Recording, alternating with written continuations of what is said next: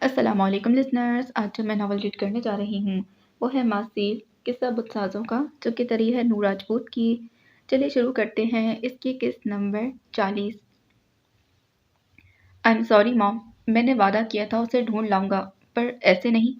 وہ اپنی ماں کے سامنے سر جھکائے کھڑا تھا۔ خانم نے ایک نظر اسے دیکھا اور پھر عبدل کو، جو ویل چیئر پر بیٹھا تھا۔ اس کا ذہن تیزی سے پیچھے کی جانب بھاگا، چند مہینے پہلے جب عبدل نے اسے کال کی تھی۔ ماں، میں ایک بہت بڑا راک سٹار بن گیا ہوں، آپ کو مس کرتا ہوں، آپ سے ملنا چاہتا ہوں، واپس آنا چاہتا ہوں۔ ایک راک سٹار کے لیے میرے گھر میں کوئی جگہ نہیں ہے، لوٹنا ہو تو واپس اسی روپ میں آنا جس میں گئے تھے۔ مجھے میرا عبد الاحد چاہیے، عبدل دی فالن اینجل نہیں۔ اور پھر اس نے کبھی دوبارہ اپنی ماں کو فون نہیں کیا تھا۔ اسے غصہ آیا تھا کہ اس کی ماں نے اسے منع کیا تھا، پر وہ فون کے دوسری جانب روتی ماں کو نہیں دیکھ پایا تھا، اور آج وہ اس کے سامنے تھی۔ وہ سر جھکائے بیٹھا تھا۔ تم نے ہر وعدہ پورا کیا ہاتھ، تم نے اسے بچا لیا، اتنا کافی ہے۔ وہ اس کا گال تھپتھپاتی عبدل کی جانب بڑھی۔ سالوں بعد دونوں بیٹوں کو ایک ساتھ دیکھا تھا۔ پچھلی بار بھی دونوں بائک سے گرے تھے اور ہاتھ ہسپتال میں تھا۔ اس بار عبدل، خانم نے قریب ہوتے جھک کر اس کے چہرے کو اوپر اٹھایا۔ وہ عبدل تھا، جتنا بھی ٹوٹ جاتا ضد نہیں چھوڑ سکتا تھا۔ آپ مجھ سے زیادہ پیار کرتی ہیں یا ہاتھ سے؟ اس نے سالوں بعد سوال بھی کیا تو کیا؟ خانم نے حیرت سے اسے دیکھا۔ بتائیں نا، عبدل یا ہاتھ؟ وہ بضد تھا۔ عبدل۔ خانم نے عبدل کی پیشانی کو چھوا۔ تو ٹھیک ہے، اس برف جیسی شکل والے کو یہاں سے نکالیں، میں اس کا سپاٹ چہرہ دیکھ دیکھ کر بور ہو چکا ہوں۔ خانم کو وہ سالوں پہلے والا چھوٹا سا عبدل لگا، جسے ہاتھ پر بے تحاشا غصہ آتا تھا۔ خانم کو حیرت نے آ لیا۔ ایک پل کے لیے خانم نے عبدل اور پھر ہاتھ کو دیکھا، اور اگلے ہی پل ہاتھ اور خانم بے ساختہ ہنس دیے تھے، جبکہ عبدل ناک پھلائے بیٹھا تھا۔ رام ناتھ، ارے او رام ناتھ! وہ لاؤنج میں ویل چیئر پر بیٹھا زور زور سے چلا رہا تھا۔ ہاتھ پچھلے آدھے گھنٹے سے کمرہ لاک کیے بیٹھا تھا۔ اس کا لائیو سیشن تھا، اور عبدل نے اسے سیشن لینا دوبر کر دیا تھا۔ رام ناتھ، باہر آؤ، مجھے بھوک لگی ہے۔ کمرے کا دروازہ ایک جھٹکے سے کھلا، اور ہاتھ اپنا لیپ ٹاپ اٹھائے باہر نکلا۔ سیشن مکمل ہو چکا تھا۔ وہ کمرہ لاک کر کے بیٹھا تھا، کیونکہ وہ گھر میں جہاں بھی ہوتا، عبدل اپنی ویل چیئر سمیت اس کے سر پر پہنچ جاتا تھا، اور اس نے اس عرصے میں ہاتھ کے نہ جانے کتنے نام رکھ دیے تھے۔ چشمش، رام ناتھ، برف جیسی شکل والا، زومبی وائرس اور ویمپائر۔ وہ باز نہیں آتا تھا۔ کہاں جا رہے ہو؟ آدھا گھنٹہ پہلے وہ لاؤنج سے اٹھ کر جانے لگا تھا، جب عبدل نے فوراً پوچھا۔ واش روم، ہاتھ نے جل کر جواب دیا۔ جانا ہے؟ نہیں، تم ہو آؤ۔ اس نے بتیسی دکھائی اور ہاتھ نے کمرے میں جاتے ہی لاک کر لیا تھا۔ تم انتہائی خبیث ہو۔ وہ 10 منٹ تک جب واپس نہ آیا تو عبدل اس کے کمرے تک پہنچ چکا تھا، لیکن وہ لاک تھا۔ 10 منٹ وہ اس کے کمرے کے باہر کھڑا رہا، اور جب اس نے دروازہ نہیں کھولا تو اب لاؤنج میں بیٹھا اسے آوازیں دے رہا تھا۔ اس نے ہاتھ کو ناک پکا دیا تھا، اور عبدل کو تو وہ 14 سال بعد ملا تھا، اس کا دل ہی نہیں بھر رہا تھا۔ وہ کسی چڑیل کی طرح اسے چپک گیا تھا۔ مجھے بھوک لگی ہے۔ اس نے ہاتھ کو صوفے پر بیٹھتے دیکھا تو فوراً کہا۔ تو میں کیا کروں؟ وہ بے نیازی سے بولا۔ تو کھانا بناؤ میرے لیے۔ وہ نخرے دکھا رہا تھا۔ میں نوکر نہیں ہوں تمہارا۔ وہ تیزی سے لیپ ٹاپ پر انگلیاں چلاتے بولا۔ ہاں تم ہو۔ وہ اڑ چکا تھا۔ ہاتھ نے نظر اٹھا کر اسے دیکھا۔ زیادہ نہیں، بس پین کیک بنا دو۔ وہ اب اسے بتیسی دکھا رہا تھا۔ مجبوراً ہاتھ کو اٹھنا پڑا۔ وہ اپنا فون اور لیپ ٹاپ ادھر ہی چھوڑ کر کچن کی جانب چلا گیا تھا، اور جب عبدل کو یقین ہو گیا کہ وہ اپنے کام میں مصروف ہو چکا ہے، وہ اس صوفے تک آیا جہاں وہ بیٹھا تھا، اور میز پر رکھا اس کا فون اٹھایا، پر اگلے ہی لمحے فون جھٹکے سے نیچے گرا تھا۔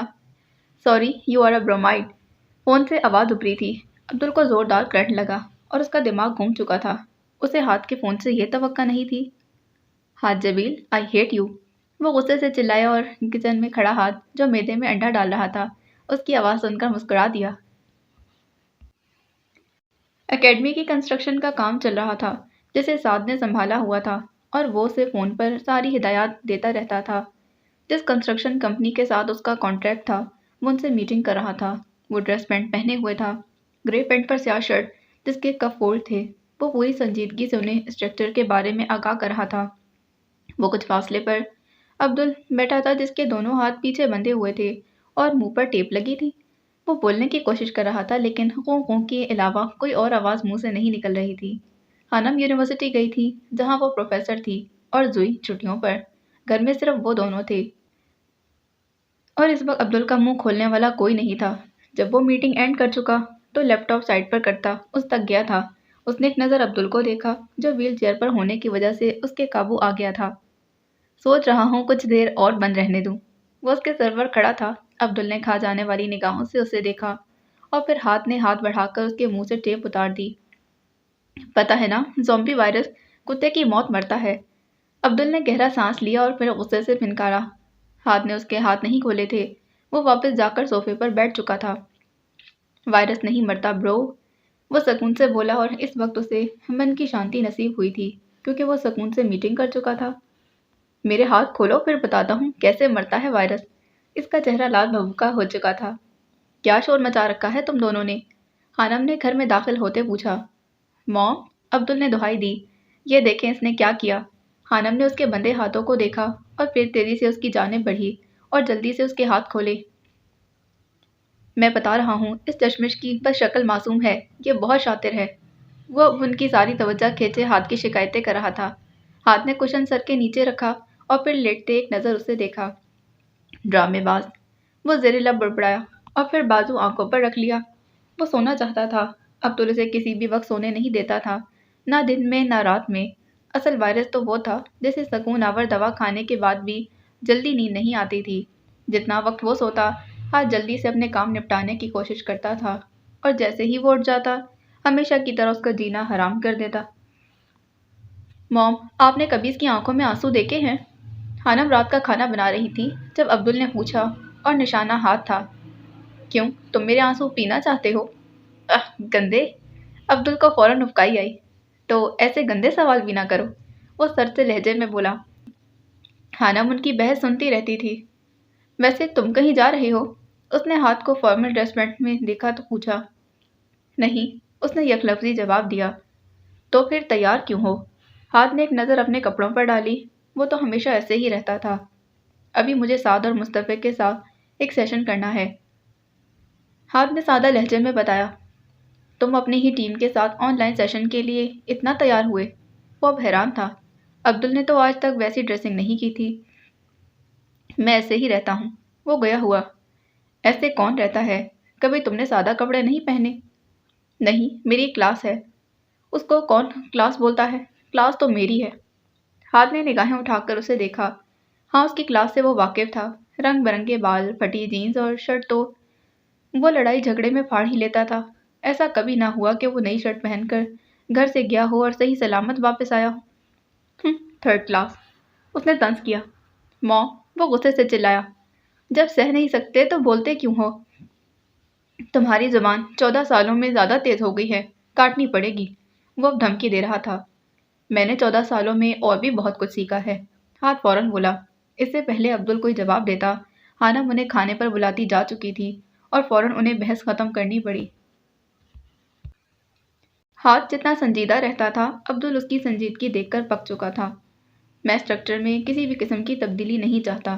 وہ فون کرنے کے لیے گھر سے ملحقہ لان میں گیا تھا۔ اس نے اکیڈمی کی عمارت کو ڈیزائن کروایا تھا، ویسا ہی بنوانا چاہتا تھا۔ وہ اس میں ذرا بھی تبدیلی نہیں کرنا چاہتا تھا۔ عبدل اسے گلاس ونڈو سے لان میں چکر کاٹتے اور دوسری جانب موجود شخص کو فون پر ہدایات دیتے دیکھ چکا تھا۔ اس کی بھویں سکڑ گئیں۔ اگلے ہی لمحے وہ اس کے سر پر کھڑا تھا۔ تمہیں لگتا ہے تم ایمانے کو یوں پریس کر پاؤ گے؟ وہ چلا کر بولا۔ وہ فون پر تھا پر عبدل کو کیا پرواہ، اس کی بلا سے وہ کچھ بھی کر رہا ہو۔ ہاتھ نے ایک سرد نگاہ اس پر ڈالی اور دوبارہ فون کی جانب متوجہ ہو گیا۔ تمہیں لگتا ہے کہ تم اپنی ان ویمپائر جیسی چمکتی آنکھوں سے مجھے ڈرا سکتے ہو؟ وہ ابھی بھی اس کی بات نہیں سن رہا تھا۔ عبدل کی بات کو اگنور مت کرو چشمش، نہیں تو تمہارا چشمہ توڑ دوں گا۔ ہاتھ نے دوبارہ اسے دیکھا۔ ہاں، جیسے اس کا چشمہ توڑنا اتنا ہی آسان تھا۔ جب وہ اپنی بات ختم کر چکا تو پینٹ کی جیبوں میں ہاتھ ڈالتا اس تک آیا اور ایک گھوری سے نواز کر اندر چلا گیا۔ میری بات کا جواب دو، زومبی وائرس۔ وہ ویل چیئر گھماتے اس کے پیچھے لپکا۔ اب وہ اس کے سامنے بیٹھا تھا۔ ہاتھ کی بھویں سکڑی ہوئی تھیں، کام بہت زیادہ تھا جسے وہ اکیلا مینج کر رہا تھا۔ میری بات کا جواب دو۔ تم اپنی اس سرد و سپاٹ تاثرات والی شکل سے اسے امپریس کر پاؤ گے؟ مجھے اسے امپریس نہیں کرنا، وہ فون پر کچھ ٹائپ کرتے بولا۔ تو پھر جب بھی کرنا ہے نکاح کرنا ہے۔ عبدل کو لگا کسی نے اس کا دل مٹھی میں لے کر بھینچ دیا ہو۔ ہاتھ اسے ایمان کی حالت کے بارے میں بتا چکا تھا۔ وہ ابھی بھی کوہرے سے باہر نکلی تھی اور اب خاموش بیٹھا تھا، اپنے دل کی حالت سمجھنے سے قاصر تھا۔ تم نے ہی کہا تھا کہ جب میں 18 کا ہو جاؤں گا تو اسے شادی کر لوں۔ ہاتھ اس کی خاموشی بھانپ چکا تھا۔ تم آج بھی قائم ہو؟ عبدل نے دھڑکتے دل کے ساتھ پوچھا۔ ہمیشہ سے، وہ ہولے سے بولا۔ تم اسے میرے پاس ہی چھوڑ گئے تھے۔ ہاتھ نے گہرا سانس لیا۔ اور بس عبدل مزید ایسی دکھ درد والی باتیں نہیں کر سکتا تھا۔ تو تمہیں کیا لگتا ہے آج کل کی لڑکیوں کو بنا امپریس کیے تم ان سے شادی کر سکتے ہو؟ اس نے پھر سے چوٹ کرنا چاہی۔ ایمان آج کل کی لڑکی نہیں ہے۔ کتنا مان تھا اس کے لہجے میں۔ عبدل بے ساختہ ہنس دیا۔ اتنا جانتے ہو اسے؟ اس نے پھر سوال کیا۔ سب سے زیادہ۔ وہ اس کے اندھیرے اجالوں سب سے واقف تھا۔ اب سمجھ آیا کہ اس کی آنکھوں میں تمہارا عکس کیوں تھا۔ عبدل نے گہرا سانس لیتے کہا۔ ہاتھ نے نظر اٹھا کر عبدل کو دیکھا۔ کیونکہ تم ہمیشہ سے تھے۔ اس کا لہجہ عجیب سا تھا، خوشی اور دکھ کی آمیزش سے ملا جلا۔ وہ اب سونا چاہتا تھا۔ اس نے ویل چیئر گھمائی اور دونوں کے مشترکہ کمرے کی جانب چل پڑا۔ پھر وہ کچھ سوچتے ہوئے رکا اور پلٹ کر ہاتھ کو دیکھا۔ تمہارا کبھی دل نہیں کیا اسے سب سے چھین لینے کا؟ اس کی آنکھوں میں الجھن تھی۔ محبت میں اتنی تو عقیدت ہونی چاہیے کہ قدرت آپ کے محبوب کو لا کر آپ کے پہلو میں بٹھا دے۔ وہ عجیب سے لہجے میں بولا۔ عبدل اسے دیکھتے رہ گیا۔ وہ محبت سے نا واقف تھا۔ وہ آج تک اپنے جذبات کو بھی نہیں سمجھ پایا تھا۔ میں اس معاملے میں مسٹر گرے نہیں بن پایا۔ مسٹر گرے اسے اندھیرے اجالوں کی ساری دنیا سے چھین لاتا۔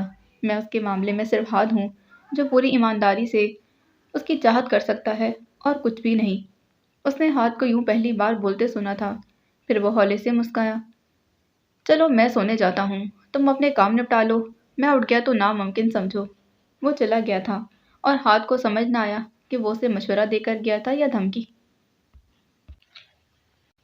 عبدل کی سرجری ہونی تھی، وہ بھی 2 جگہ سے۔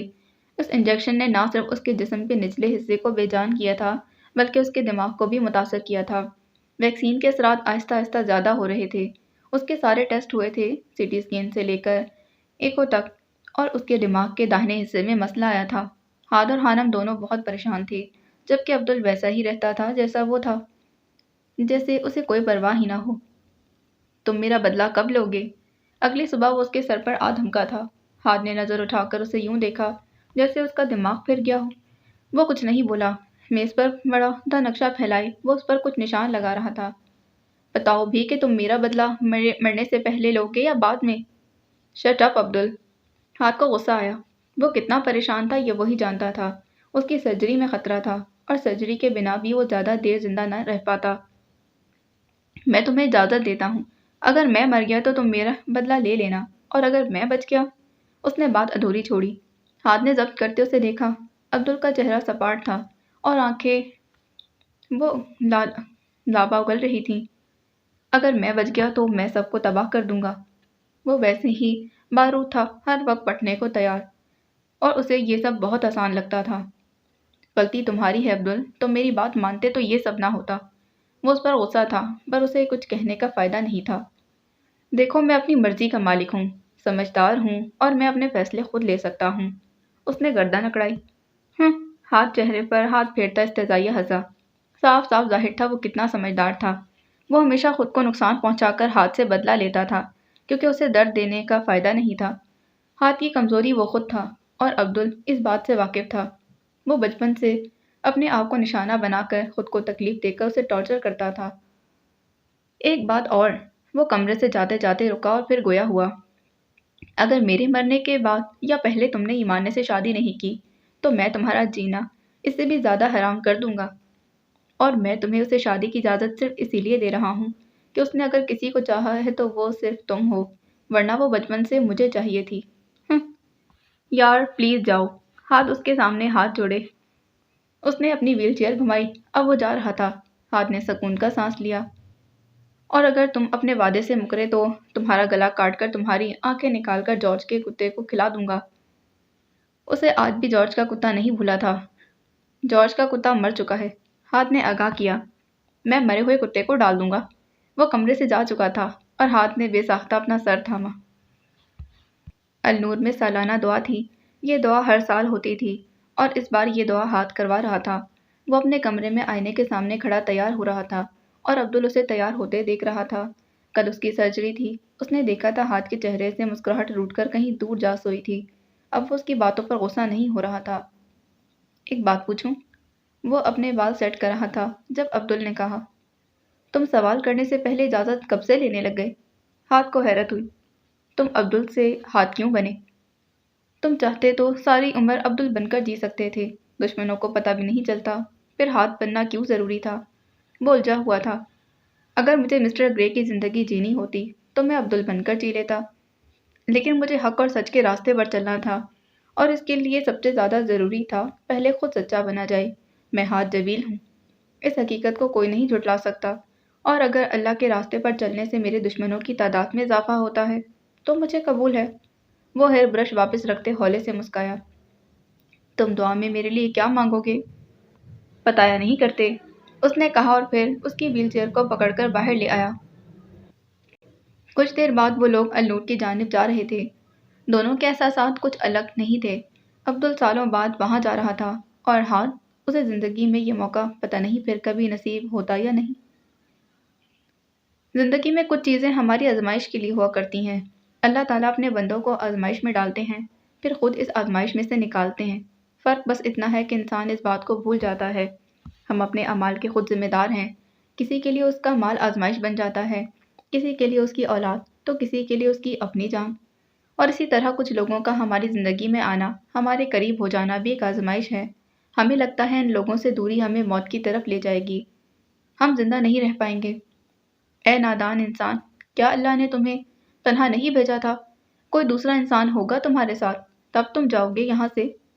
किसी दिन के उजाले में, किसी रात की तन्हाई में तुम्हें अकेले जाना है, तब भी तुम्हारे साथ कोई साथी नहीं होगा। मौत को फ़र्क नहीं पड़ता तुम्हारा गुजारा दुनिया में किसके बगैर नामुमकिन था। मौत को फ़र्क नहीं पड़ता तुम मज़ीद कितना जीना चाहते थे। मौत अपने मुकर्रर किए वक्त पर हर हाल में आकर रहेगी। तुम्हारे चाहने वाले तुम पर मर मिटने वाले तुम्हारी मौत पर 4 दिन रोकर अपनी ज़िंदगी गुजारेंगे। यूं हो सकता है साल में 1-2 बार तुम्हें याद कर लें, मज़ीद कुछ भी नहीं। हिसाब तो तुम्हें अल्लाह को देना है। तुम बताओ अल्लाह के पास क्या लेकर जाओगे? हाथ की आवाज़ लाउड स्पीकर से वहाँ मौजूद एक जीरो तक पहुँच रही थी। वो सब लोग सर झुकाए हाथ उठाए बैठे थे। सबकी आंखों से अश्क-नवा थे। उसके लहजे में तड़प ही ऐसी थी कि अब्दुल ने अपने खुद साख्ता बुतों को चारों जानिब से धड़ाम से गिरते देखा था, और अब अगर वो गिरकर तबाह हो रहे थे। आखिरत की तैयारी में क्या है तुम्हारे पास? चंद नमाजें आधी अधूरी, चंद रोज़े गीबतों के साथ, चंद अमाल दिखावे के। क्या ये अमाल तुम्हारे गुनाहों पर भारी पड़ने के लिए काफ़ी हैं? क्या तुम अच्छाई और बुराई, जन्नत और दोज़ख के मामले में इन अमाल के ज़रिए पता हासिल कर सकते हो? क्या तुम देख नहीं रहे दुनिया में जुल्म का बोलबाला कैसे है?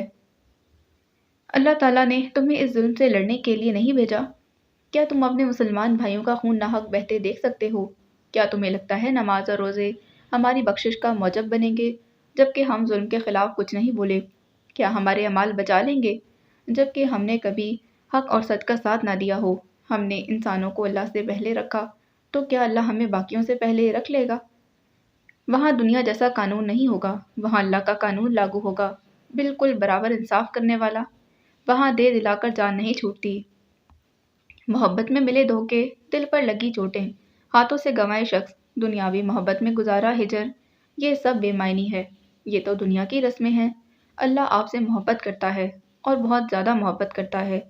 इतनी बुलंद ज़ाती मोहब्बत के बाद क्या दिल में किसी गैर अल्लाह वाले की मोहब्बत की गुंजाइश बाकी रहती है? मैं और तुम मुकम्मल नेक इंसान नहीं हैं। मैं और तुम फरिश्ता सिर्फ भी नहीं है। मैं और तुम गुनाहों में डूबे हैं, लेकिन अल्लाह से गुनाहों की माफ़ी सब ठीक कर सकती है। मैं और तुम अल्लाह से माफ़ी मांग कर सब ठीक कर सकते हैं। अल्लाह तो हमारी एक माफ़ी के इंतज़ार में है, एक तौबा के इंतज़ार में है। वो तो हमारी सुनने के लिए बेताब है। कब मेरा बंदा अपने गुनाहों की बख्शिश के लिए मुझे याद करता है, कब मेरे बंदे को मेरी ज़रूरत पड़ती है। अल्लाह के सामने रोते हुए एक सजदा, बस एक सजदा, मुखलिस दिल से हमारी दुनिया और आखिरत संवार सकता है। याद रखो, जो लोग गुनाह करते हैं फिर तौबा करते हैं, फिर गुनाह करते हैं, फिर तौबा करते हैं, फिर गुनाह करके सच्चे दिल से तौबा कर लेते हैं, अल्लाह पाक माफ़ कर देते हैं। बेशक वो रहम करने वाला है, بے شک وہ بلند ذات کا مالک ہے، بے شک وہ دیکھنے سننے اور جاننے والا ہے۔ اس سے پہلے وقت گزر جائے، موت سر پر پچھتاوے کے علاوہ کچھ نہ رہے۔ چلو آؤ معافی مانگتے ہیں، توبہ کا ایک سجدہ کرتے ہیں، ندامت کا ایک سجدہ اور گناہوں سے بچنے کا ارادہ ہمیں آخرت میں شرمندہ ہونے سے بچا سکتا ہے۔ اے میرے اللہ، ہم پر رحم فرما۔ اے اللہ، ہمارے خود ساختہ بتوں کو توڑ دے۔ اے اللہ، ہمیں اندھیرے سے لڑنے کی طاقت عطا کر۔ اے اللہ میرے رب، ہمیں روشنیوں سے نواز دے۔ اے میرے رب، اس نسل کو رہنما کی ضرورت ہے، ہماری یہ نسل بھٹک گئی ہے، ہمیں راستہ دکھا۔ اے میرے رب، میں تجھ سے ایمان کا سوال کرتا ہوں۔ اے میرے رب، میں تجھ سے ایمان کا سوال کرتا ہوں۔ اے میرے رب، ہمیں ایمان کی دولت نصیب فرما۔ اے میرے رب، ہمیں ایمان پر قائم رہنے کی توفیق عطا فرما۔ آمین۔ عبدل نے اپنے آنسوؤں کو گال پر بہتے دیکھا، اس کی ہچکی بن گئی تھی۔ اس کا دل کیا تھا وہ اتنی زور سے روئے کہ کبھی چپ نہ ہو۔ ہاں، ایک وقت آتا ہے کہ جب ہمیں اپنے خود ساختہ بت نظر آنا شروع ہو جاتے ہیں، اور پھر ایک وقت آتا ہے جب ہم انہیں توڑنا اور ٹوٹتا دیکھتے ہیں۔ جب ہم انہیں ٹوٹتا دیکھتے ہیں، اور آج کے دور میں انسان کی سب سے بڑی جنگ اس کے اپنے بت سے ہے۔ وہ جب تک خود سے نہیں جیتے گا، کفر کے بتوں کو کیسے توڑ پائے گا؟ کیسے وہ اللہ کا نائب بن پائے گا؟ کیسے وہ اللہ سے کیا وعدہ پورا کر پائے گا؟ اے اللہ، مجھے بت شکن بنا۔ آمین۔ عبدل نے اپنے ہاتھوں کو چہرے پر پھیرا، اور جب سر اٹھا کر دیکھا تو ہاتھ اسے ہی دیکھ رہا تھا۔ وہ عبدل کو دیکھ کر ہولے سے مسکرایا۔ وہ اتنا ظلم، اتنا دکھ درد کیسے سہ گیا تھا؟ اس نے ظلم کا اکیلے سامنا کیسے کیا تھا؟ کیونکہ اس کے پاس ایمان کی دولت تھی، اور جس کے پاس ایمان کی دولت ہو اسے کوئی ہرا نہیں سکتا۔ کیا اس دن تم نے کچھ نوٹ کیا تھا؟ کچھ پل کی خاموشی چھائی۔ میں بھی کتنا پاگل ہوں، کیا پوچھ رہا ہوں، تم بھلا کیسے نوٹ کرو گی؟ وہ خود سے سوال جواب کر رہا تھا۔ زندگی میں پہلی بار میں نے ہاتھ کو مارا ہے، بلا وجہ، جان بوجھ کر، غصے میں اور اسے ٹارچر کرنے کے لیے۔ اس نے کبھی مقابلہ نہیں کیا، کرنا ہی نہیں چاہا۔ اس کے نزدیک یہ بہت ہی فضول سا کام تھا، اور پہلی بار وہ میرے مقابل آیا تھا۔ جانے وہ کیا کہنے جا رہا تھا؟ اس کا دل آج بھی اس طوفانی رات میں اٹکا تھا۔ میں پہلی بار حیران ہوا، وہ مجھ سے اچھا فائٹر تھا، یہ میں اگلے پل ہی جان گیا۔ پر اس نے اس بار مار کھائی تو وجہ تم تھی۔ وہ سر جھکا کر ہنس دیا۔ اس کی نظریں تم پر تھیں، وہ حیران تھا۔ میں نے حاج جبیل کو زندگی میں پہلی بار حیران دیکھا تھا۔ منظر بدلا، اور اس بار وہ ایمان کے سامنے ویل چیئر پر تھا۔ وہ ڈائریکٹ اس سے ہی مخاطب تھا، ورنہ ایمان ابھی تک ماضی کی ریکارڈڈ ویڈیوز کو کسی فلم کی طرح ہی دیکھ رہی تھی۔ ہاتھ اور عبدل کی زندگی کی فلم۔ شاید تمہیں ایسے سمجھ نہ آئے کہ میں کیا کہنا چاہتا ہوں، اسی لیے میں تمہیں ایک کہانی سناتا ہوں۔ دو بھائیوں کی کہانی، ہاتھ اور عبدل کی کہانی۔ پتہ ہے وہ عجیب تھا، بچپن سے ہی وہ روتا نہیں تھا، اور مجھے اس پر غصہ آتا تھا کہ وہ کیوں نہیں روتا۔ وہ میری طرح ضد نہیں کرتا، وہ خاموش رہتا تھا، اور مجھے اس کی خاموشی چبھتی تھی۔ پتہ ہے میں نے اسے سیڑھیوں سے گرایا تاکہ اسے چوٹ لگے، اور وہ رو پڑے، اس کا سر پھٹ گیا، خون بہنے لگا، لیکن وہ رویا نہیں، اور مجھے اسے مزید چڑ ہونے لگی۔ وہ سانس لینے کو رکا، وہ ماضی کے اس منظر میں کھو گیا تھا، اور پچھتاوا اس کے چہرے سے واضح جھلک رہا تھا۔ مجھے اسے پیار تھا، بہت۔ وہ میرے ساتھ نہیں کھیلتا تھا، وہ پتہ نہیں کون سی دنیا میں رہتا تھا، پتہ نہیں کہاں سے آیا تھا۔ وہ عجیب تھا، مجھے اچھا نہیں لگتا تھا۔ پھر پتہ چلا وہ خاص ہے، اور اس کی اس خاصیت نے مجھے اس سے مزید نفرت کرنے پر مجبور کر دیا، کیونکہ وہ موم ڈیڈ کی توجہ کھینچ رہا تھا، جو ساری مجھ پر رہتی تھی۔ مجھ سے یہ برداشت نہیں ہو رہا تھا۔ پھر ڈیڈی بھی چلے گئے۔ اس کا سر جھکا ہوا تھا۔ پھر تم ہماری زندگی میں آئی، مجھے بہن چاہیے تھی، اور ہاتھ نے وعدہ کیا تھا وہ تمہیں لے کر آئے گا۔ میں نے اس پر بھروسہ کر لیا، لیکن وقت کے ساتھ ساتھ وہ اور بھی عجیب ہوتا گیا۔ پھر وہ اسے لے گئے میری آنکھوں کے سامنے، میں کچھ نہیں کر پایا۔ سب اسے ہی ڈھونڈتے رہے، مجھے ہاتھ بننا تھا، میں چاہتا تھا سب مجھے دیکھیں، چاروں جانب بس عبدل ہو۔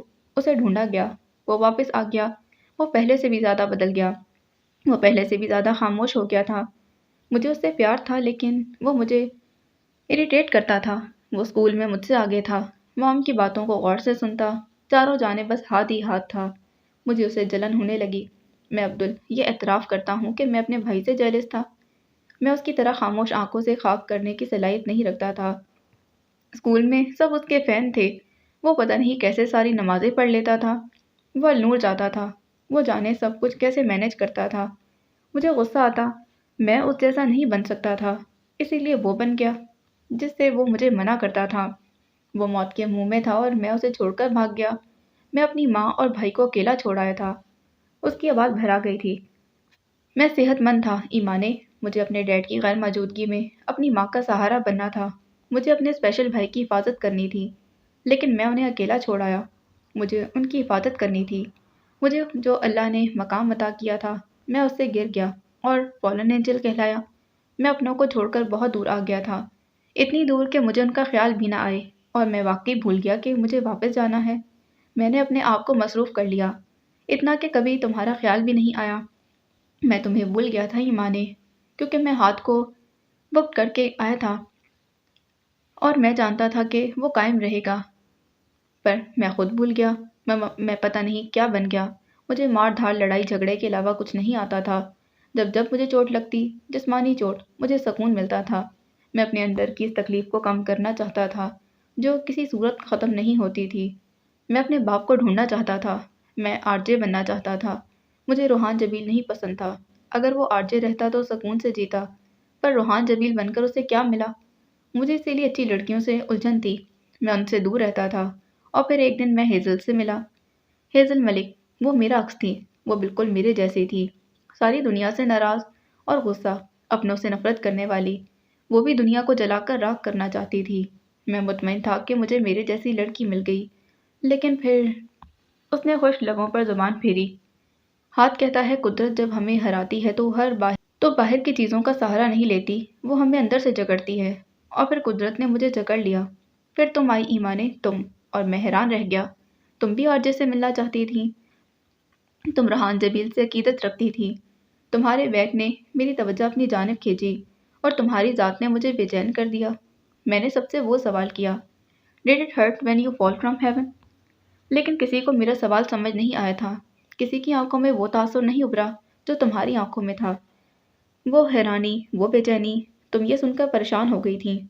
پھر میں نے تمہارا ریکارڈ نکلوایا، میں تمہیں پہچان گیا تھا، تم وہی ایمانے تھیں جس کے لیے میں ہاتھ کو پابند کر گیا تھا، تم وہی ایمانے تھیں جس کی مجھے بھائیوں کی طرح حفاظت کرنی تھی، تم وہی ایمانے تھیں جس کو خوش رکھنا چاہتا تھا میں۔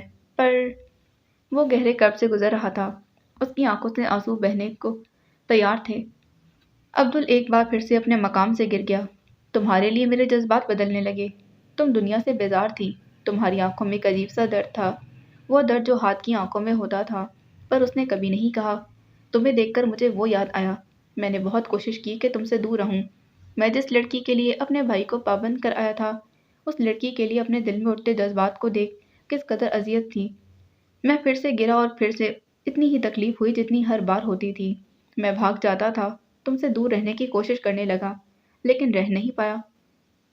وہ کیمرے میں نہیں دیکھ رہا تھا، وہ شرمندہ تھا۔ مجھے اچھی لڑکیاں نہیں پسند تھیں، پر تمہاری اچھائی میرے خود ساختہ خول کو توڑ کر رکھ دیتی تھی۔ یہ ٹوٹ ہی جاتا اگر میں نے تمہاری ان آنکھوں میں ہاتھ کا عکس نہ دیکھا ہوتا۔ قدرت نے ایک بار پھر مجھے شکست دی تھی۔ میں جانتا تھا اگر تمہارا کوئی بھائی ہوتا تو تمہارے جذبات اس کے لیے ویسے ہی ہوتے جیسے میرے لیے تھے۔ تم مجھ پر بھروسہ کرنے لگی، اور میں نے تم سے سب کچھ چھپایا۔ جس روحان جبیل کو تم ڈھونڈ رہی تھی، میں اس کا بیٹا تھا، میں تمہیں یہ نہیں بتا پایا۔ تم اتنی خالص تھی کہ لوگ تمہیں آسانی سے استعمال کرنے لگے، اور پھر میں نے تمہارا اور اپنا دل توڑ دیا۔ میں نے تمہاری آنکھوں میں بے یقینی دیکھی تھی، اور میں ان بھیگی آنکھوں سے کبھی باہر نہیں نکل پایا۔ ایمانے، میں وہ انسان ہوں جو ہمیشہ کنفیوزڈ رہا، کبھی اپنے جذبات کو سمجھ ہی نہیں پایا۔ میں تمہیں چھوڑ کر چلا گیا، اور جب تک واپس لوٹا بہت دیر ہو چکی تھی۔ وہ رو دینے کو تھا، وہ باکسر جس کا ایک مکہ کافی ہوتا تھا، وہ باکسر بچوں کی طرح رو دینے کو تھا۔ I'm sorry ایمانے، نہ میں تمہارا اچھا بھائی بن پایا اور نہ اچھا دوست۔ میں نے ہیزل کا بھی دل توڑ دیا، وہ میرے ساتھ جینا چاہتی تھی، اور میں نے اس سے اس کی پہچان ہی چھین لی۔ میں کچھ بھی ٹھیک سے نہیں کر پایا، میں جان بوجھ کر سب خراب کرتا رہا، ہمیشہ اپنوں سے لڑتا رہا، ہمیشہ وہ کیا جس سے مجھے منع کیا گیا۔ اور دیکھو، آج دیکھو میں کیا ہوں۔ میں بندہ احد تھا، میں عبدل احد تھا، مجھے یہی بننا تھا، پر میں کیا بن گیا، اور آج کہاں ہوں۔ وہ پھیکا سا مسکرایا، اس کے چہرے پر پھلاہٹ تھی۔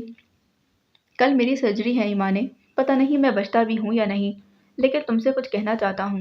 میں نے ہاتھ کو تب چھوڑ دیا تھا جب اسے میری ضرورت تھی، پلیز تم میرے بھائی کو مت چھوڑنا، وہ تم سے شاید کبھی نہ کہہ پائے تم اس کے لیے کیا ہو، پر میں جانتا ہوں تم اس کے لیے جو ہو وہ دنیا کی کوئی اور عورت کبھی بھی نہیں ہو سکتی۔ ایمان نے پلیز سچ جان کر میرے بھائی کو مت چھوڑنا۔ وہ رو پڑا تھا اور وہ بھی رو دی تھی، وہ منہ پر ہاتھ رکھ کر رو دی تھی۔ میں نے تمہارے لیے پینٹنگ بنائی ہے، یہ دیکھو، جب تم ٹھیک ہو جاؤ گی یہ تب تمہیں ملے گی۔ اس نے اپنی اور ہاتھ اور اس کی بچپن کی اسپتال والی پینٹنگ بنائی تھی، وہ اب دکھا رہا تھا۔ وہ اسے دیکھ کر مسکرایا اور پھر ویڈیو ختم۔ آگے کچھ بھی نہیں تھا۔ اس نے آہستگی سے چشمہ اتارا اور میز پر رکھ دیا تھا۔ آگے کیا ہوا وہ نہیں جانتی تھی، وہ بچ گیا یا مر گیا یہ بھی نہیں جانتی تھی۔ اس وقت اسے دکھ ہو رہا تھا۔ وہ کتنی دیر یوں ہی بیٹھی رہی اور پھر اٹھی اور کچھ فاصلے پر رکھے کاؤچ پر بیٹھ گئی تھی۔ ہاتھ جب تھک جاتا تھا تو شاید اسی پر سوتا تھا۔ ایمان کا دماغ بالکل ماؤ ہو چکا تھا۔ وہ نہیں جانتی تھی سب کیسے اور کیوں ہوا تھا۔ وہ اس وقت سونا چاہتی تھی۔ اس نے کاؤچ پر رکھا کشن سر کے نیچے رکھا اور وہیں لیٹ گئی تھی۔ اس کی آنکھوں سے آنسو بہہ رہے تھے۔ اس نے خاموشی سے آنکھیں بند کر لی جیسے یہ سب خواب ہو، اور جب وہ سو جائے گی تو حقیقی دنیا میں اٹھ جائے گی جہاں سب نارمل ہوگا۔ وہ جب 1 بجے واپس آیا تھا، اس نے جلدی نکلنے کی بہت کوشش کی تھی، پر اتنا بڑا ہجوم تھا اور آخری کنسرٹ تھا کہ عبدل کے فین اس کی جان ہی نہ چھوڑ رہے تھے۔ وہ بالکل تھکا ٹوٹا ہوا تھا۔ داؤد اسے لینے آیا اور وہی چھوڑ گیا تھا۔ اس نے گاڑی میں ہی اپنا حلیہ بدل لیا تھا۔ اب وہ ہاتھ تھا، نہ لمبے بال تھے، نہ بڑی داڑھی، نہ ہاتھ پر ٹیٹو، اور نہ وہ کپڑے۔ وہ سیدھا اپنے آفس میں آیا جہاں وہ ایمان کو چھوڑ کر گیا تھا۔ اس کا چشمہ میز پر رکھا تھا اور وہ کاؤچ پر لیٹی سو رہی تھی۔ وہ سیدھا اس کے قریب آیا تھا۔ وہ جھکا تو اسے ایمان کی پلکیں بھیگی ہوئی نظر آئی تھیں۔ وہ روتے روتے سو گئی تھی۔ اس کے بال جو جوڑے میں مقید تھے اب کھل چکے تھے۔ اس نے اپنے ہاتھ سے اس کی آنکھوں کے کنارے صاف کیے۔ آئی ایم سوری ایمانے، میں نے تمہیں پہلے نہیں بتایا۔ اس نے ہولے سے سرگوشی کی۔ شاید وہ گہری نیند میں تھی۔ پھر اس نے میز کے دراز سے سلیپنگ پلس نکالی۔ وہ بھی سونا چاہتا تھا، بالکل اس کی طرح، تاکہ کسی اور دنیا میں اٹھ سکے۔ وہ خود جتنی تکلیف میں تھا یہ صرف وہی جانتا تھا، وہ کسی سے بیان نہیں کر سکتا تھا۔ اس نے پانی کا گلاس اٹھایا اور چند گولیاں نگل لی تھیں۔ پھر اس نے دوسرا کشن اٹھایا اور کاؤچ سے کچھ فاصلے پر نیچے نرم اور نازک قالین پر رکھا، وہیں لیٹ گیا تھا۔ وہ اس کی جانب کروٹ لیے لیٹا تھا، داہنی کروٹ، داہنا ہاتھ چہرے کے نیچے تھا۔ وہ اسے دیکھ رہا تھا اور دیکھتا رہا۔ کاش میں تمہیں کبھی بتا پاؤں تم میرے لیے کیا ہو۔ وہ اسے ہی دیکھ رہا تھا۔ اس کی آنکھیں جل رہی تھیں، اور دل بھی۔ میں نے کبھی کسی عورت کی چاہ نہیں کی ایمانے، سوائے تمہارے۔ وہ اسے دیکھتے سوچ رہا تھا۔ وہ اسے دیکھتا رہا۔ وہ یوں ہی لیٹا رہا، خاموشی سے۔ اس کے سانس لینے کی آواز بھی نہیں آ رہی تھی۔ وہ آخری بار لیب میں نیچے سویا تھا، کبھی سرد تو کبھی گرم لوہے کی زمین پر۔ اس کے بعد وہ کبھی ایسے نہیں سو پایا۔ اسے وہ یادیں ہانٹ کرتی تھیں، لیکن وہ اس وقت زمین پر لیٹا تھا تاکہ اسے دیکھ سکے، اور پھر وہ اسے دیکھتے دیکھتے جانے کب سو گیا تھا۔ ایمان کی آنکھ عجیب سے احساس سے کھلی تھی۔ اس کا فون بھی پاس تھا، اسی لیے اسے وقت کا پتہ نہیں چلا۔ وقت کا پتہ ہی نہیں چلا۔ باہر ابھی اندھیرا تھا۔ وہ جیسے سوئی تھی ویسے ہی اٹھ گئی۔ کسی اور دنیا میں نہیں اٹھ پائی تھی، کیونکہ حقیقت یہی تھی، اسے یہیں اٹھنا تھا۔ اور جیسے ہی اس کی نظر اپنے سے کچھ فاصلے پر زمین پر سوئے ہاتھ پر پڑی، وہ ساکت رہ گئی تھی اور پھر جھٹکے سے اٹھ بیٹھی۔ وہ ویسے ہی ساکت لیٹا تھا جیسے سانس بھی نہ لے رہا ہو۔ وہ جلدی سے اس کی جانب بڑھی اور جھک کر اس کی ناک کے قریب انگلی کی۔ ہاں، سانسیں چل رہی تھیں۔ ایمان کے دھڑکتے دل پر جیسے سکون طاری ہوا۔ وہ کب آیا تھا، کب سویا تھا، کچھ پتہ ہی نہیں چلا۔ کوئی آہٹ نہیں ہوئی تھی، کوئی شور بھی نہیں ہوا تھا۔ وہ اسے دیکھے گئی، ایسے ہی وہ اس کے دل میں آ گیا تھا، بنا آہٹ کیے، بنا شور کیے، اور پورے حق سے آج تک وہیں قیام پذیر تھا۔ اس کے کمرے میں کوئی گھڑی نہیں تھی اور اسے ہاتھ کا فون بھی نظر نہیں آیا تھا۔ وہ اٹھ کھڑی ہوئی تاکہ وقت دیکھ سکے، اور پھر اس کی نظریں میز پر رکھی سلیپنگ پلس کے شیشے پر پڑی۔ اس نے چونک کر دیکھا۔ کیا وہ پلس لیتا تھا ہمیشہ، یا کبھی کبھی؟ وہ وہیں کھڑی رہی۔ کیوں لیتا تھا؟ سوال دماغ میں کلبلانے لگے۔ پہلے ہی وہ اس کے اتنا کچھ راز رکھنے پر دکھی تھی، اس بات نے مزید ہرٹ کیا تھا۔ وہ بھی بنا آہٹ کیے آہستہ آہستہ قدم اٹھاتی دروازے کی جانب بڑھی تھی۔ اس کے پاؤں پر ابھی پورا وزن نہیں آتا تھا۔ اس نے آہستگی سے دروازہ کھولا، ایک نظر ہاتھ کو دیکھا اور پھر باہر نکل گئی تھی۔ اس نے دروازہ اتنی ہی آہستگی سے بند کیا۔ ہارٹ کی ہاتھ کی آنکھ ذرا لیٹ کھلی تھی۔ وہ ایک جھٹکے سے اٹھ بیٹھا۔ کنسرٹ کے بعد ایک بڑا بوجھ اس کے ذہن سے اتر گیا تھا۔ کاؤچ خالی تھا، ایمان وہاں نہیں تھی۔ اس نے اچھی خاصی ڈوز لی تھی، نارمل ڈوز پر تو کوئی اثر ہی نہیں ہوتا تھا۔ بھاری ڈوز کی وجہ سے ہی وہ سویا تھا۔ ایمان وہ اٹھتے ہی دروازے کی جانب بھاگا۔ اب اس کا رخ کمرے کی جانب تھا۔ بے چینی اور اضطراب اس کے اندر سے واضح جھلک رہا تھا۔ اس نے جھٹکے سے دروازہ کھولا۔ بیڈ خالی تھا، وہ وہاں نہیں تھی۔ ایمان کہاں ہو؟ وہ اب بے چینی سے اسے ڈھونڈ رہا تھا۔ واش روم بھی خالی تھا۔ اس نے نیچے نظر دوڑائی، گراؤنڈ میں بھی وہ کہیں نہیں تھی۔ وہ واپس آفس کی جانب بھاگا۔ دراز میں سے اس نے اپنا فون نکالا تھا۔ بب اسے کال ملا رہا تھا لیکن اس کا نمبر بند تھا۔ اس نے اپنے ہاتھوں میں کپکپاہٹ واضح محسوس کی۔ وہ اب تیزی سے سیڑھیاں پھلانگ رہا تھا۔ وہ اب نیچے اسے پوری اکیڈمی میں ڈھونڈ رہا تھا۔ وہ کہیں نہیں تھی۔ اسے لگا جیسے کسی نے اس کا دل دبوچ لیا ہو۔ وہ ایسے کیسے کہیں جا سکتی تھی، وہ بھی بنا بتائے؟ وہ اس کی نیند کا فائدہ نہیں اٹھا سکتی تھی، ہاتھ کی جیسے جان پر بنائی تھی۔ اس نے پھر سے اس کا نمبر ملایا۔ اس بار فون اٹھا لیا گیا۔ ایمان کہاں ہو؟ اس کی آواز اکیڈمی کی عمارت میں گونج رہی تھی۔ السلام علیکم ہاتھ بھائی، یہ میں ہوں حمیزہ۔ آپ یہ صبح آئی تھیں، ان کی کچھ بکس یہاں پر۔ بیٹری ڈیڈ ہونے کی وجہ سے فون بند تھا۔ ہاتھ نے بے ساختہ اپنے چہرے پر ہاتھ پھیرا۔ پیشانی پر ننھی بوندیں ابھر آئی تھیں، گلے کی گلٹی ڈوب کر ابھری اور دل کو جیسے سکون مل گیا تھا۔ بات کراؤں آپ کی؟ دوسری جانب سے خاموشی پا کر وہ پوچھ رہی تھی۔ نہیں کوئی مسئلہ نہیں، میں کچھ دیر تک بات کرتا ہوں۔ اس نے فون بند کر دیا۔ دل جس رفتار سے دھڑک رہا تھا اس کی دھڑکن صاف سنائی دے رہی تھی۔ اسے ایمان سے اس بے وقوفی کی توقع نہیں تھی۔ ہاتھ نے گہرا سانس لے کر خود کو ریلیکس کیا۔ جسم جیسے بے جان ہو گیا تھا۔ دن کے 11 بج رہے تھے۔ وہ کبھی اتنا لیٹ نہیں سویا تھا۔ اس نے کبھی فجر کی نماز قضا نہیں کی تھی۔ وہ شکستہ قدموں سے واپس اوپر چلا گیا۔ سچی آپی، میرا بالکل بھی دل نہیں کرتا پڑھنے کو، حمیزہ کتاب بند کرتے ہوئے بولی۔ پڑھو گی نہیں تو اسکالرشپ کیسے ملے گی؟ ویلنسیا کیسے جاؤ گی؟ اب اسے پڑھانے کے لیے ایمان اسے یہی لالچ دیتی تھی۔ پورا دن وہ بس عبدل کے کنسرٹ کے بارے میں ہی باتیں کرتی رہی۔ کیا بنے گا؟ پڑھ لی۔ کیا بنا پڑھے اسکالرشپ نہیں مل سکتی؟ وہ پوچھنے لگی تو ایمان نے اسے گھوری سے نوازا۔ اچانک لاؤنج سے آوازیں ابھری۔ حمیزہ کی حس نماد جاگ اٹھی تھی۔ لگتا ہاتھ بھائی آپ کو لینے آ گئے ہیں۔ وہ دوپٹہ اٹھاتی بیڈ سے چھلانگ لگا کر باہر کی جانب بھاگی۔ السلام علیکم ہاتھ بھائی، وہ پرجوش سے مل رہی تھی۔ ہاتھ نے شفقت سے اس کے سر کو چھوا۔ کیسی ہے وہ؟ اس نے اشارے سے ایمان کا پوچھا۔ غصہ ہے، حمیزہ نے منہ پھیلا کر بتایا۔ وہ ہنس دیا۔ Don't worry I can fix ہر۔ وہ صوفے پر بیٹھ چکا تھا۔ کچھ دیر بعد وہ کمرے سے نکلی تھی اور سیدھا لاؤنج میں آئی۔ السلام علیکم، وہ ہولے سے بولی تھی۔ ہاتھ نے جو حمیزہ کی کل والے کنسرٹ کی باتیں سن رہا تھا، آواز پر اس کی جانب دیکھا اور پھر جیسے دنیا تھم سی گئی تھی۔ وہ سیج گرین ڈریس پہنے ہوئی تھی۔ یہ سب سے ہلکا شیڈ تھا، بالکل سادہ سا سوٹ، آل اوور ایک جیسا تھا۔ پیچھے کمر پر بڑی سی سفید تتلی بنی تھی اور فرنٹ پلین تھا۔ سفید بڑا سا دوپٹہ ایک جانب کندھے پر اور پھر ہیئر کلپ لگا رکھا تھا۔ اس کے بال کھلے تھے۔ اس نے اپنے سوٹ سے ہم رنگ کلپس لگا رکھی تھی۔ کلپ نے فرنٹ کے بال باندھے ہوئے تھے، جبکہ پیچھے بہت سارے کلپس کی سلکی ٹلز بالوں کے ساتھ کمر تک جا رہی تھیں۔ کانوں میں ننھے سفید آمیزے جگمگ کر رہے تھے۔ چہرے کے دونوں جانب بیبی ہیئر نکلے ہوئے تھے جو اس کے نیچرل تھے۔ بال اس نے ویو کیے ہوئے تھے جو اس پر سوٹ کر رہے تھے۔ وہ آہستہ آہستہ چلتی صوفے تک آئی اور پھر حمیزہ کے ساتھ ہی بیٹھ گئی تھی۔ وہ اسے یوں دیکھ رہا تھا جیسے پہلی بار دیکھ رہا ہو۔ وہ اتنی پیاری کیوں لگ رہی تھی، وہ خود بھی نہیں سمجھ پایا۔ وہ اس کا چمکتا چہرہ، نیوڈ لپسٹک اور بڑی بڑی آنکھیں کچھ بھی تو نظر انداز کرنے کے قابل نہیں تھا۔ وہ تو اس پر غصہ تھا لیکن یہاں سین الٹ ہو گیا تھا۔ میں آتی ہوں، حمیزہ نے وہاں سے اٹھ جانا ہی ضروری سمجھا۔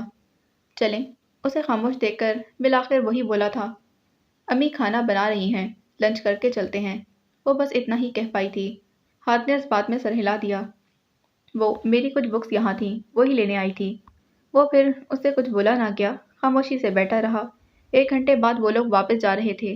ہاتھ کا دماغ چٹک رہا تھا۔ تمہیں یوں اکیلے نہیں آنا چاہیے تھا۔ وہ بول ہی پڑا، لہجہ حد درجہ نرم رکھنے کی کوشش کی۔ غصہ نہیں کر سکتا تھا وہ اس پر۔ ڈرائیور کے ساتھ آئی تھی، ایمان نے اطلاع دی۔ مجھے بنا بتائے جب میں سو رہا تھا؟ وہ فوراً بولا، وہ میں ایمان آئندہ ایسا پلیز مت کرنا۔ وہ جیسے درخواست کر رہا تھا، نہیں بتا پایا کہ اس کی کیا حالت ہوئی تھی۔ وہ غصے میں آ تو گئی تھی پر اب اسے اپنی غلطی کا احساس ہو رہا تھا۔ نہیں کروں گی۔ وہ اس سے بحث کرتی تھی اور نہ جھگڑا، دونوں فضول کام تھے۔ ہاتھ مسکرا دیا تھا۔ صبح سے چائے کلٹ اتر چکی تھی۔ باقی اگلی قسط میں جانے سے پہلے چینل کو سبسکرائب کریں، ویڈیو کو لائک کریں، بیل آئیکن کو پریس کرنا ہرگز نہ بھولیں۔ ملتے ہیں اگلی ایپیسوڈ میں۔ اللہ حافظ۔